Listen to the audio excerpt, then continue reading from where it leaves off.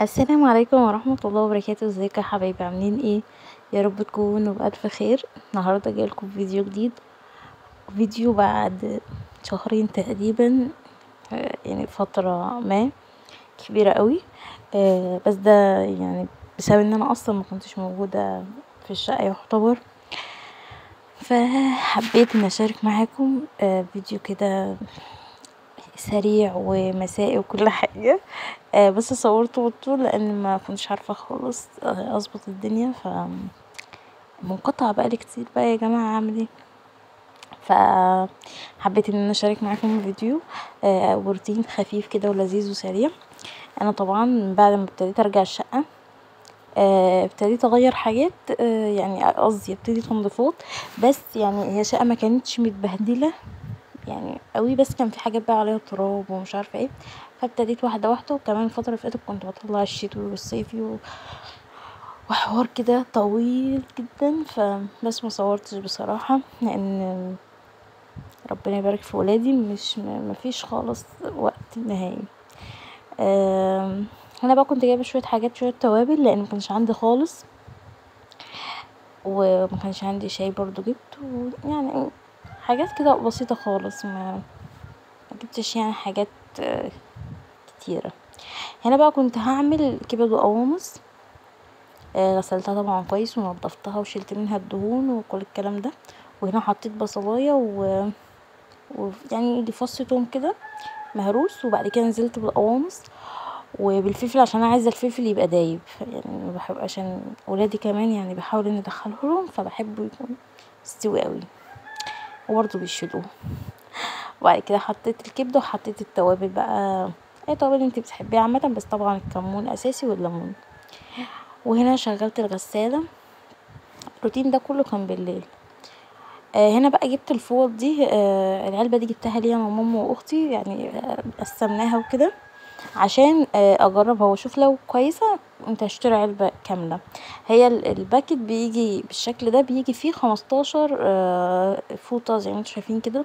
حجمها مش كبير ومش صغير، حلوة يعني مش وحشة، حلوة يعني حلوة دي كلمة قليلة، يعني انا ما تخيلتهاش بصراحة حلوة كده ان شاء الله. يعني هي كانت فيها 15، كل واحد اخد 5 بقى شوية كده، وان شاء الله لما يعني حابة كده ممكن اجيب علبة او استنى شوية لحد ما دول يعني يتهلكوا او كده.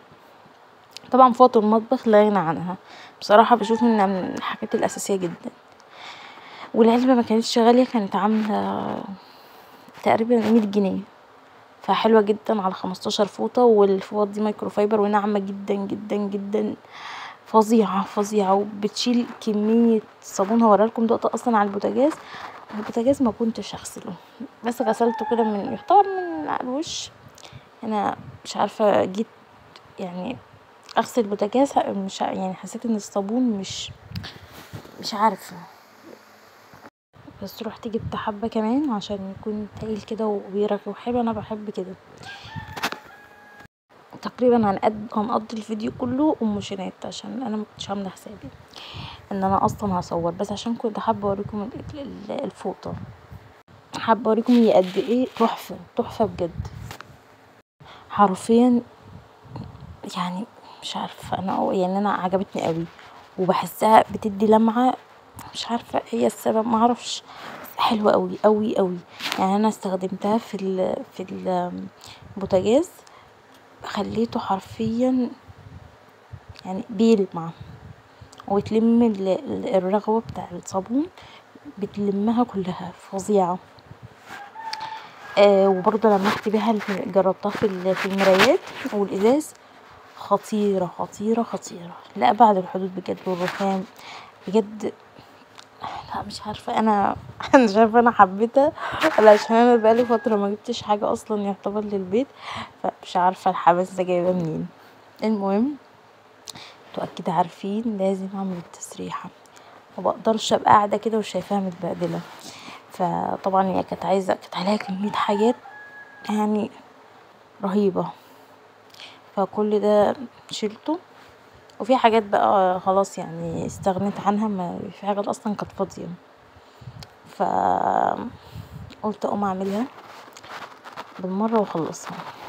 دي اللي هي الكريستالة دي، نص نص، مش حلو قوي. المهم هنا بقى شلت كل الحاجات اللي على التسريحه، وببتدي برضو اني امسحهم والمعهم بالفوطه برضو اللي انا جايباها جديده، حلوه جدا بجد.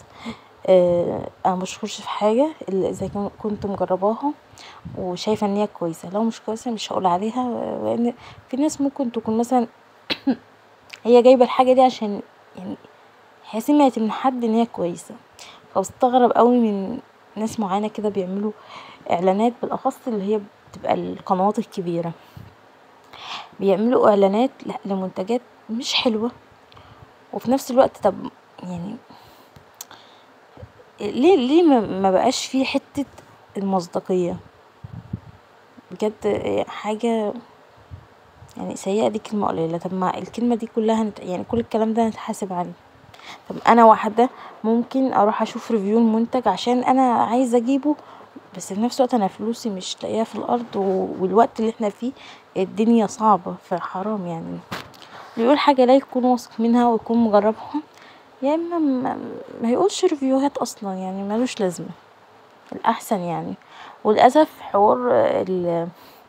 الحوار ده بقى عباره عن تجربه، فبقت حاجه ممله، فبقى الواحد بقى لو عايز يجيب حاجه لازم يكون حد قريب منه او جايبها ويشوفوا بقى يعني بعد ما اجربها هل حلوه مش حلوه كده. انا بصراحه الحاجه بجيبها بجربها، لو كويسه وحاجه عجباني قوي هتلاقوني بقول عليها، لان عادي يعني دي حاجه مش هتأثر يعني مع حد فينا، شايفاها حاجه مهمه بصراحه، يعني شايفه ان الحوار فوط المطبخ حاجات المطبخ كلها بشوفها ان هي مهمه، عشان كده انا قلت لكم عليها. عماله امدح فيها بطريقه مش عارفه ليه. هنا التليفون واقع، عادي مراد شد بس المفرش.